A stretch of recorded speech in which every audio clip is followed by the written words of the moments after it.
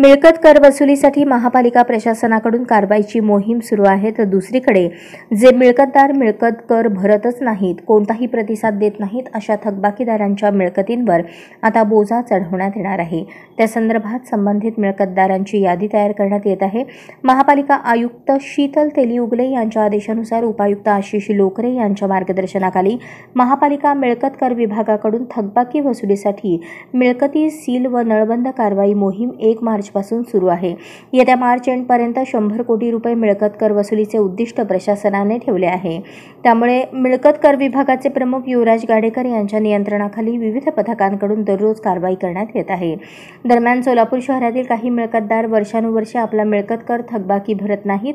महापालिका प्रशासनाकडून सूचना केल्या तरीही कोणताही प्रतिसाद देत नाहीत। त्यामुळे थकबाकीचा बोजा विनाकारण वाढत आहे। अखेर अशा थकबाकीदारांच्या मिळकतींवर महापालिकेचा बोजा चढवण्याचा निर्णय प्रशासनाने घेतला आहे।